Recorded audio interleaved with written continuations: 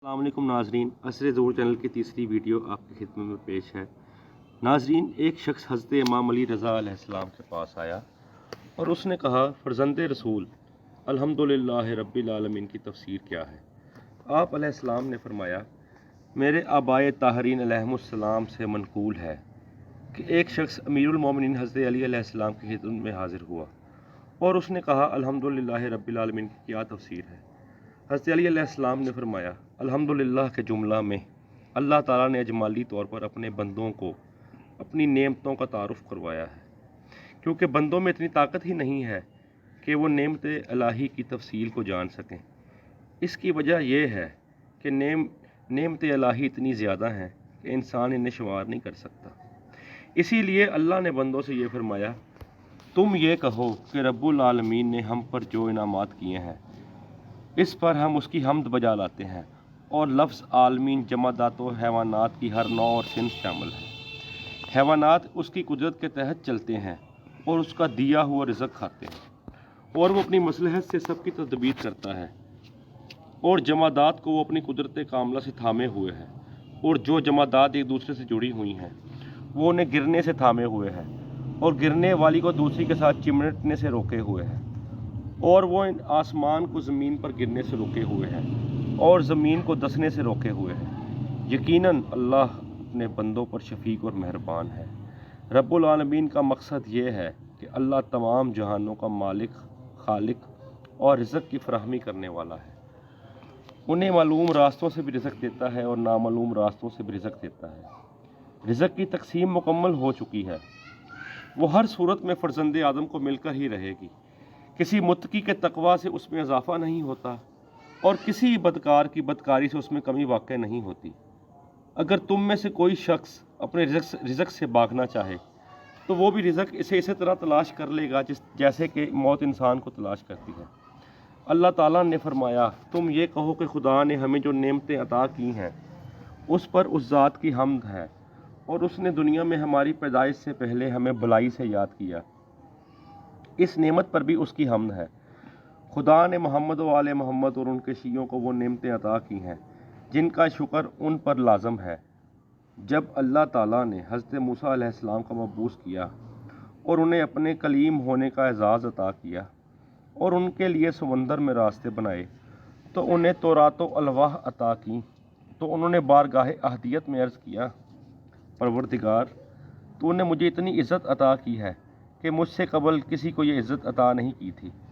अल्लाह ताला ने फरमाया, मूसा, तुझे मालूम होना चाहिए कि मोहम्मद मेरे नज़दीक मेरी तमाम मलाइका और मेरी तमाम मखलूक से अफसल है। हज़रत मूसा ने अर्ज़ किया, खुदाया, मैं समझ गया हूँ कि मोहम्मद तमाम मखलूक से अफसल हैं, तो क्या किसी नबी की आल मेरी आल से बेहतर है? निदाए कुदरत बुलंद हुई कि जिस तरह मोहम्मद तमाम अम्बिया से अफजल हैं, इसी तरह उनकी आल भी तमाम अम्बिया के ख़ानदानों से अफजल है। हज़रत मूसा अलैहिस्सलाम ने अर्ज़ की, परवरदिगार, क्या किसी नबी की उम्मत मेरी उम्मत से अफजल है, जिस पर तूने बादलों का साया किया और उन पर मनो सलवा नाजिल किया और उनके लिए दरिया को वाशगाफ किया? अल्लाह ताला ने फरमाया, जिस तरह मोहम्मद तमाम अम्बिया से अफजल हैं और उनकी आल तमाम अम्बिया की आल से अफजल है, इसी तरह उनकी उम्मत बाकी तमाम उम्मतों से अफजल है। हज़रत मूसा ने अर्ज़ किया, ए काश मैं उन्हें देखता। अल्लाह ने वही फरमाई, मूसा, तुम उन्हें उस वक़्त तक देख नहीं सकोगे क्योंकि ये उनके ज़हूर का वक़्त ही नहीं है। तुम अन करीब उन्हें जन्नतुल फ़िरदौस और जन्नत अदन में मोहम्मद के पास देखोगे। वो नेमाते इलाही के मज़े उड़ा रहे होंगे। हाँ, अगर तुम चाहो तो मैं तुम्हें इस वक्त उनकी आवाज़ सुना सकता हूँ। हज़रत मूसा ने अर्ज़ किया, खुदाया, मुझे उनकी आवाज़ ज़रूर सुना। खुदा ने फरमाया, फिर तुम मेरे हजूर आज़ाना अंदाज से खड़े हो जाओ। हज़रत मूसा खड़े हुए। उस वक्त खुदा ने आवाज़ दी, ए उम्मत मोहम्मद। निदाए कुदरत का सब ने जवाब दिया, जबकि अभी वो असलाब अबा और अरहाम उम्महात के मनाज़िल तय कर रहे थे। इस वक्त सब ने ये कलमात कहे, लब्बैक अल्लाहुम्मा लब्बैक, लब्बैक ला शरीका लक लब्बैक, इन्नल हम्दा वन्नामता लक वल मुल्क ला शरीका लक। अल्लाह ताला को उनका यह जवाब इतना पसंद आया कि उसे शारे हज बना दिया।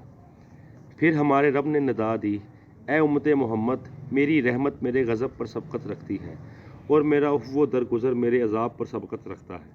میں نے تمہاری دعا سے قبل پہلے تمہاری باتوں کو قبول کیا ہے اور سوال سے پہلے تمہیں عطا کیا ہے۔ تم میں سے جو بھی سچے قول و فعل کے ساتھ میری توحید اور محمد کی رسالت اور علی کی ولایت کا اقرار کر کے میرے حضور پیش ہوگا، البتہ یہ ضروری ہے کہ وہ تو علی کی اطاعت کو محمد کی اطاعت کی طرح سے واجب سمجھتا ہو اور اس کی اولاد کی امامت پر یقین رکھتا ہو، تو میں اسے اپنی جنت میں داخل کروں گا، اگرچہ اس کے گناہ سمندر کی جاگ کے برابر کیوں نہ ہو۔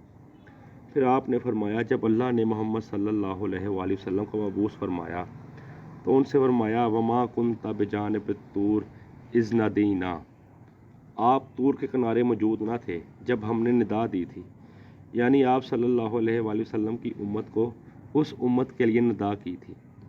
پھر اللہ نے حضرت محمد صلی اللہ علیہ وآلہ وسلم سے فرمایا، آپ اس فضیلت کے اختصاص پر الحمدللہ رب العالمین کہیں، اور آپ صلی اللہ علیہ وسلم کی امت کو بھی حکم دیا کہ وہ بھی اس فضیلت پر الحمدللہ رب العالمین کہیں۔ سبحان اللہ۔ ناظرین، امید کرتے ہیں آپ کو ہماری یہ ویڈیو پسند آئی ہوگی۔